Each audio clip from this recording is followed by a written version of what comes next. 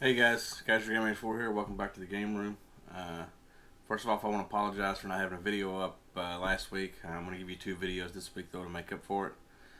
So hopefully that works. Again, guys, thanks for watching. So today we're going to do kind of a little review. I want to talk about a couple of games that I've been playing and I've enjoyed, and that is Bloodstained: Curse of the Moon and Bloodstained: Curse of the Moon 2. So if you like 8-bit action platforming goodness, then stick around.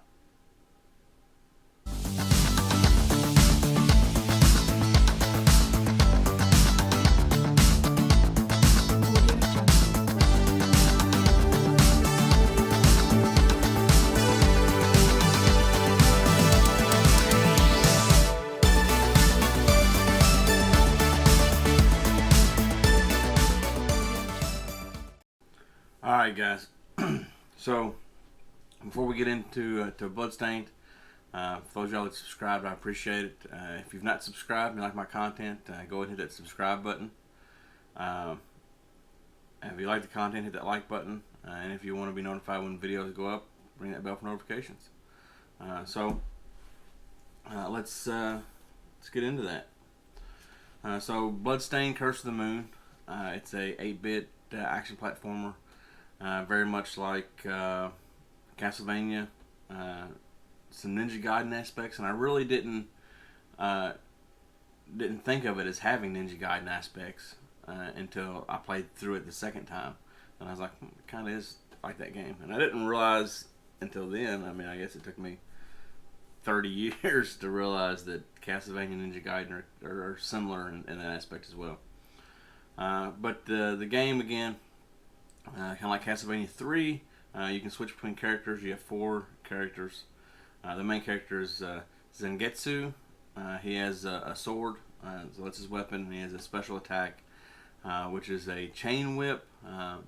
The one downfall and good thing to the chain whip, I guess, is that it only goes up at a 45-degree angle. So if there's stuff above you, you can get to it easy before you get up there. Enemies, things like that. It works good for bats because what 8-bit game would not have bats in it. And then he has several other special abilities that you can get throughout the game, or special moves, special weapons you can get throughout the game, which is very reminiscent of Ninja Gaiden. You've got the chain whip. You've kind of got like a mystical, like wormhole magic thing that he throws, and then he's got the deal where he's on fire. I'm not quite sure how that works out yet. I don't know. But you start out with Zangetsu. He's the main guy of the game, and as you go through, the one thing I like about this is your magic potion or whatever for your special weapon is actually potion bottles as opposed to hearts, which has always confused me. And then your life is actual hearts. So if you find hearts, that's going to build your life meter back up. So that makes sense in this game. So as you progress through the game, I'll have some gameplay up here somewhere. You get other characters as you defeat bosses. So the first character that you get is Miriam. She is a pretty cool character. She has a whip. That's her main weapon. So that's cool. And then she has some special abilities, special weapons. I'm not sure what they are. It's been a while since I've played the game as her. Then the next one you get is Alfred. He's an older guy. He has a staff or a club. He's kind of like a wizard character. I don't really use him a lot either. He's really kind of one of them filler guys because, as I mentioned, you can switch between the characters. So as you're advancing through the game, I would use Alfred for areas to where life really didn't matter. I could lose a little bit of life, and then I would switch to one of the more powerful or one of the more capable characters in the game. And then the last character you get is Gabel, and his things, he throws 3 bats in the air, and then a special ability is he can turn into a bat and he can float. So with that being said, Miriam, I believe she slides. So as you go through there'll be certain areas that you can't get to in the game, and you'll be like, "What do I do? How do I get to that?" And you can use these characters to get those areas. So I thought that as I first went through it with Zangetsu,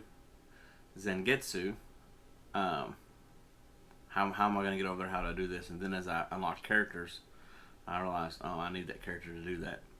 So if you do a playthrough, if you complete the game and you play through again on Nightmare mode, I'm looking at my notes here. On Nightmare mode, then you don't start with Zangetsu, but you do start with the other characters, so you could get to those areas that you couldn't before, and kind of explore those areas. So it's a fun game. I've beat it twice now, and I've enjoyed it. First playthrough I used with companion mode, to where you are having these characters as you unlock them join your team, your group, to fight the big baddie at the end. The second playthrough, and I didn't know that you could do this until I watched. It was like a rental reviews, retail reviews, one of those shows on Cinemassacre. I talked about Bloodstained 2, and they mentioned this. So I went back through and played it. You can kill the characters when you beat the boss at that stage and unlock that character. You can kill that character and absorb their powers, which is really cool, because it builds up Zangetsu. If you kill Miriam with Zangetsu, you get kind of instead of like a straight slash, you get kind of a downward slash with the sword, and it kind of powers up his sword. If you kill Alfred, you absorb his power. You've got a double jump. He does a 360 when he jumps, kind of like Ninja Gaiden. Then if you kill Gabelle, you have the dash ability, which is really really cool to power Zangetsu up and go through it. It's fun. You can also completely skip them. You can walk past them, jump over them, and not get them at all, and play the game as Zangetsu normal abilities, normal power, which makes it a little more difficult. If that's something you're into. You do get an alternate ending if you do kill them and absorb their powers when you play through. So I highly recommend Bloodstained: Curse of the Moon. I don't have a physical copy of it. I believe Limited Run Games did release a physical copy.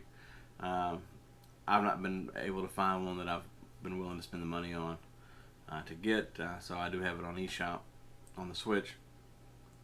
It's a fun game. And then Bloodstained: Curse of the Moon 2 just came out, so I would look for them to release a physical copy of it, so I will get it when they release it, but I went ahead and bought it on the eShop so I could play it to see what it was all about.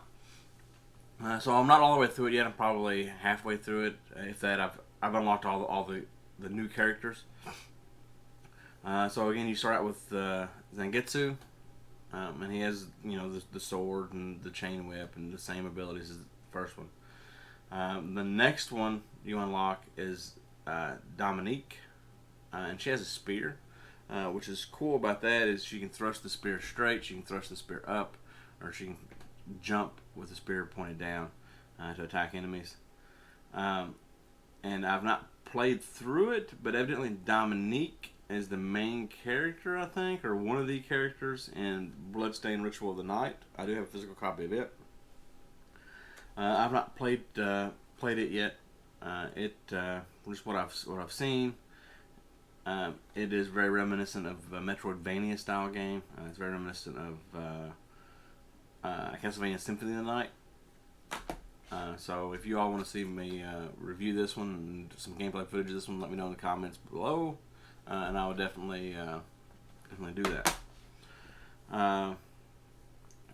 Then you unlock Robert. Robert's a cool character. His life bar is low. Oh, back to Dominique. Another cool thing about Dominique is if you use strategy when playing the game and you kind of pay attention to what's going on, you can.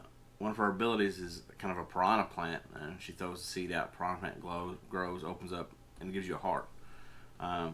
So as your other characters get low, if you kind of use that strategy and you keep her alive, and the other characters don't die, they just get low, you can rebuild their life bar back up, which is really cool. But Robert, his life bar is relatively low. He does have a long range weapon. He has a gun, which is cool. And he also has like wall jump, like Ninja Gaiden, where you can jump wall to wall to get over certain obstacles, which is nice. And then Hachi really confused me when I unlocked Hachi.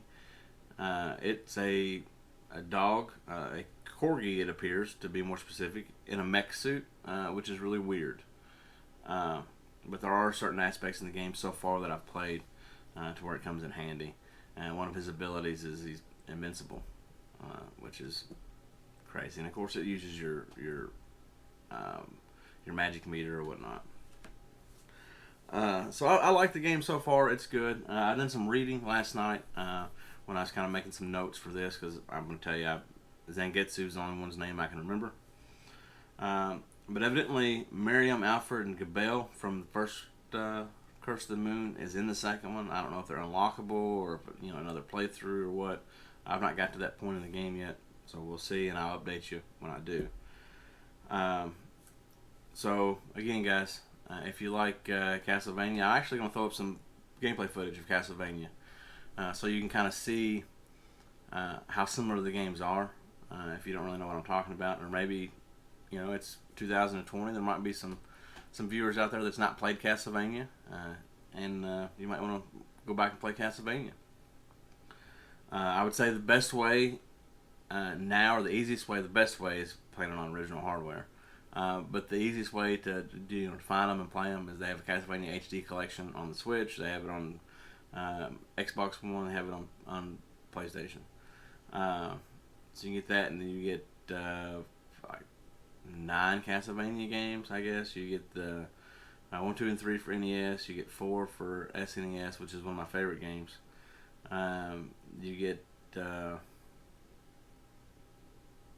Bloodlines, which was the Genesis game. And you get the Japanese versions of those games as well. You also get the Game Boy. You get Castlevania Adventures and Castlevania Adventures 2.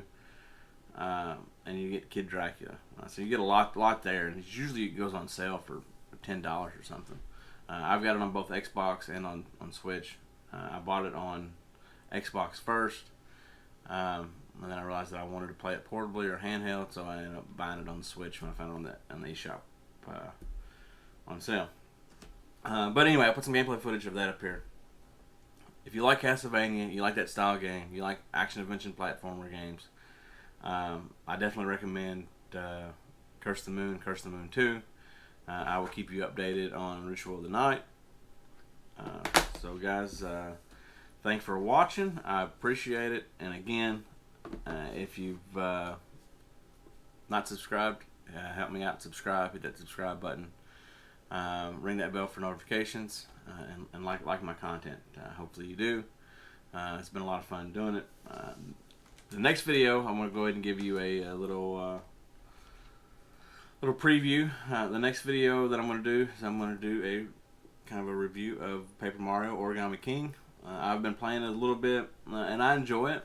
At first, I really wasn't sure about it, but I have been enjoying it. So stick around for that. Again, guys, until next time.